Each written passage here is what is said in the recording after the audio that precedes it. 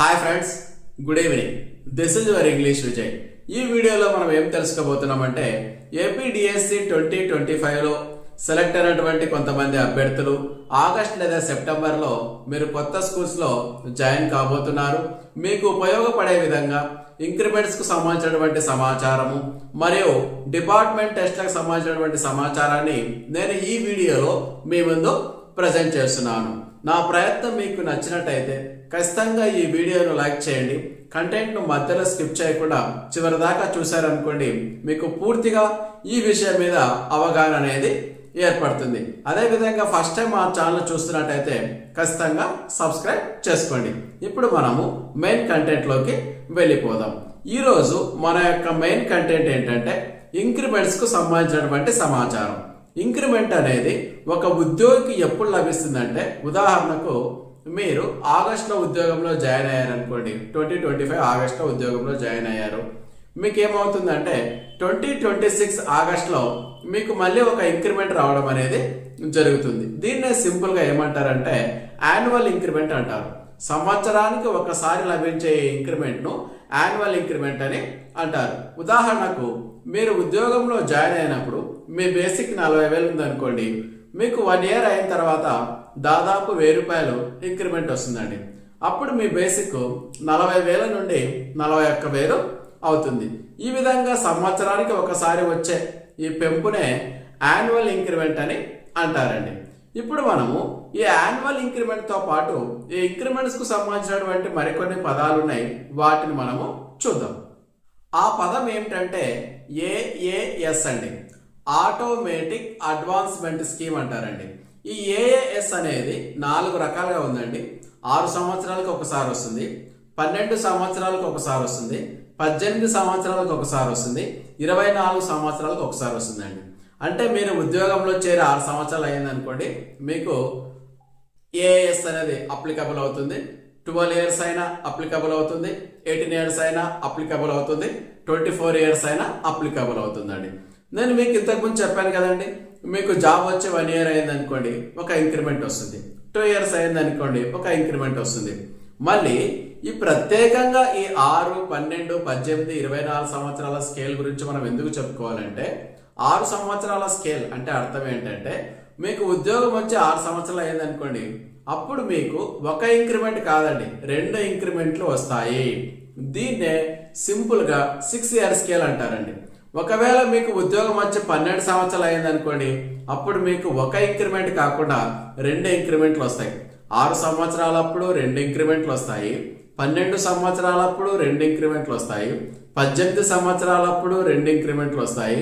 మీకు జాబ్ వచ్చి 24 సంవత్సరాలు పూర్తయింది అనుకోండి, 2 ఇంక్రిమెంట్లు రావడం అనేది జరుగుతుంది. కాకపోతే ఈ ఇంక్రిమెంట్స్ రావడానికి మీరు కొన్ని రకాలైనటువంటి డిపార్ట్మెంట్ టెస్ట్లలో పాస్ కావాల్సినటువంటి అవసరం అనేది ఉంటుంది. ఒకవేళ మీరు పాస్ కాలేదనుకోండి, మీకు అప్పుడు ఈ 6 year scale, 12 year scale, 18 year scale, 24 year scale ఇస్తారా లేదా అనే విషయాన్ని ఇప్పుడు మనము చాలా విపులంగా ఈ వీడియోలో తెలుసుకుందామండి. ముందుగా మనం ఏం చేద్దామంటే, ఇక్కడ నేను ఒక సమాచారాన్ని ఒక పుస్తకంలో రాసుకోవడం జరిగిందండి.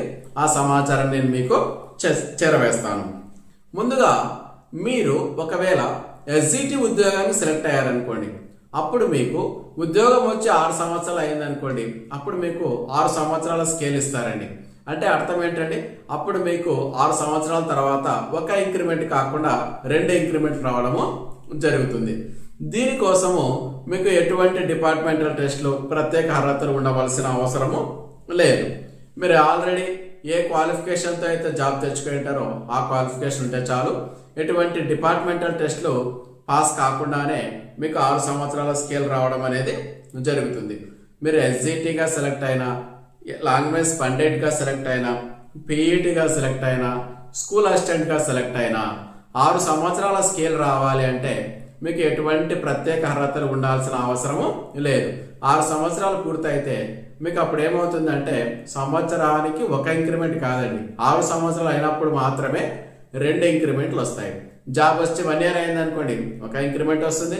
జాబ్ వచ్చి 2 ఇయర్స్ అయితే ఒక ఇంక్రిమెంట్, 3 ఇయర్స్ అయితే ఒక ఇంక్రిమెంట్. కానీ మీకు జాబ్ వచ్చి 6 సంవత్సరాలు అయితే అప్పుడు ఒక ఇంక్రిమెంట్ కాకుండా 2 ఇంక్రిమెంట్లు ఇవ్వడం అనేది జరుగుతుంది.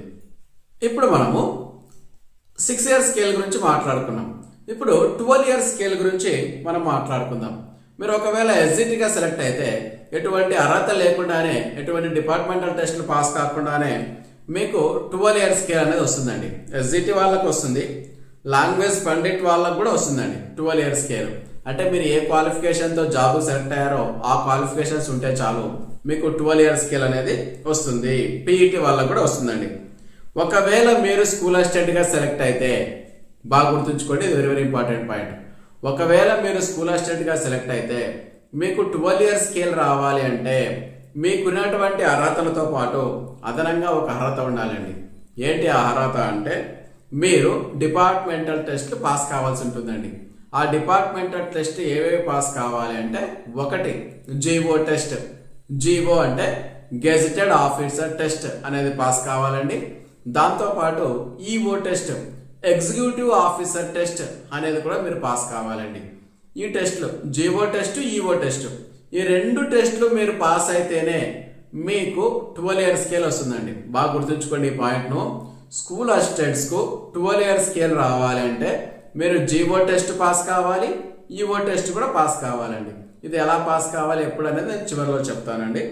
తర్వాత మీరు ఒకవేళ స్కూల్ అసిస్టెంట్కి మాత్రమే అవసరం అండి qualifications, GO test, EO test. మీరు ఎస్జిటిగా అయితే అవసరం లేదు, లాంగ్వేజ్ పండిట్గా అయితే అవసరం లేదు, పీఈటీకి అయితే అవసరం లేదండి. స్కూల్ అసిస్టెంట్లకు మాత్రమే ఈ జీవో టెస్ట్, ఈఓ టెస్ట్ ఎవరైతే పాస్ అవుతారో వాళ్ళకు మాత్రమే 12 ఇయర్ స్కేల్ అనేది వస్తుందండి. ఇక 18 ఇయర్ స్కేల్ అండి.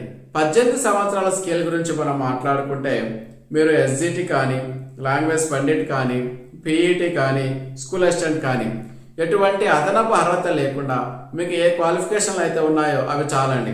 వాటితోనే మీకు 18 ఇయర్ స్కేల్ అనేది రావడము జరుగుతుందండి. ఏం లేదండి, సింపుల్. మీకు ఉద్యోగం వచ్చి 18 సంవత్సరాలు పూర్తయ్యాయి అనుకోండి, అప్పుడు ఒక ఇంక్రిమెంట్ కాకుండా 2 ఇంక్రిమెంట్లు ఇవ్వడము జరుగుతుంది. ఇప్పుడు 24 సంవత్సరాల స్కేల్ గురించి మాట్లాడుకుందాం. ముందుగా ఎస్జిటి గురించి చూద్దామండి. సాధారణంగా ఎస్జిటి వాళ్ళు ఇంటర్ ప్లస్ డిఎడ్ ఈ క్వాలిఫికేషన్తో మీరు ఉద్యోగంలో చేరుంటారు కదండి. మీకు 24 సంవత్సరాల స్కేల్ రావాలి అంటే ఇక్కడ కొన్ని కండిషన్స్ ఉన్నాయండి. నెంబర్ 1 మీరు డిగ్రీ చదివి ఉండాలి. నెంబర్ 2 బీఈడి చదివి ఉండాలి. Number 3 GO test, EO test. ఇంతకుముందు చెప్పుకున్నాం కదండి, జీవో టెస్ట్ అంటే గెజిటెడ్ ఆఫీసర్ టెస్ట్. ఇంకొక టెస్ట్ ఏంటంటే EO test, executive officer test.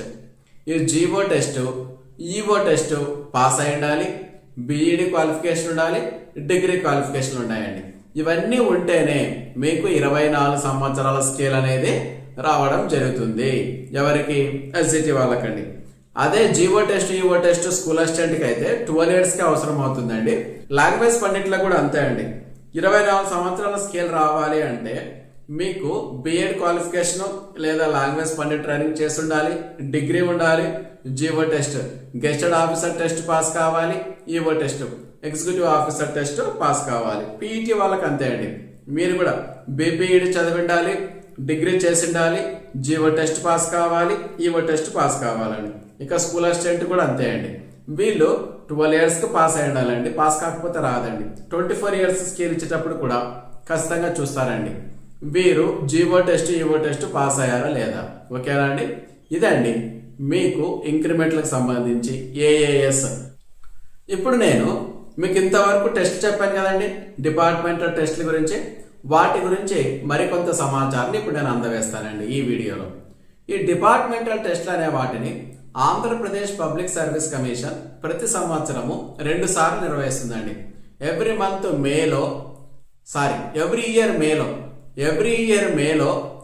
Year నవంబర్లో నోటిఫికేషన్ రిలీజ్ కావడము జరుగుతుంది. మీకు ఉద్యోగం వచ్చిన వెంటనే, ఎటువంటి ఎక్స్పీరియన్స్ అవసరం లేదండి, మీకు ఉద్యోగం వచ్చిన వెంటనే అప్లై చేసుకోవచ్చండి. ఈ డిపార్ట్మెంటల్ టెస్ట్లు మున్సిపాలిటీ స్కూల్లో పనిచేసే వాళ్ళకి ఒకలా ఉంటాయి, మండల పరిషత్, జిల్లా పరిషత్ స్కూల్లో పనిచేసే వాళ్ళకి ఒకలా ఉంటాయండి. మండల పరిషత్, జిల్లా పరిషత్ స్కూల్లో పనిచేసే వాళ్ళు రాయాల్సినటువంటి టెస్టులు జీవో టెస్ట్, ఈఓ టెస్ట్ అండి. జీవో టెస్ట్ అంటే గెస్టెడ్ ఆఫీసర్ టెస్ట్ అండి. ఈఓ టెస్ట్ అంటే ఎగ్జిక్యూటివ్ ఆఫీసర్ టెస్ట్ అండి. ఇది మండల పరిషత్, జిల్లా పరిషత్ స్కూల్లో పనిచేయాల్సినటువంటి వాళ్ళు రాయవలసిన ఎగ్జామ్.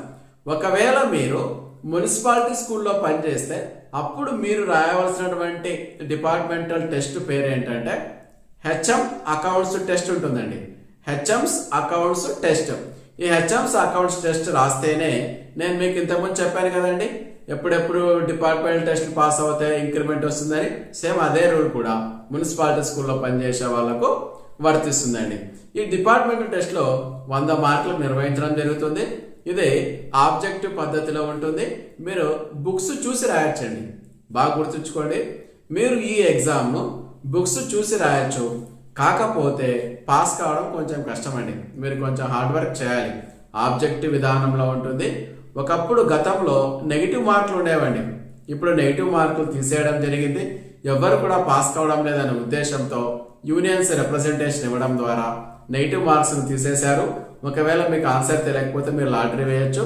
100కు 40 మార్కులు వచ్చాయనుకోండి, మీరు పాస్ కావడము జరుగుతుంది. జీవో టెస్ట్, ఈవో టెస్ట్ అనేది మండల పరిషత్, జిల్లా పరిషత్ స్కూల్ పనిచేసే టీచర్లకు. హెచ్ఎం అకౌంట్ టెస్ట్ అనేది మున్సిపాలిటీ స్కూల్లో పనిచేసే టీచర్స్కు. ఓకేనా ఫ్రెండ్స్, మరొక మంచి వీడియోతో మనం మళ్ళీ కలుద్దాం. Until then bye bye. This is your English Vijay. Keep smiling, keep learning, keep watching my YouTube channel.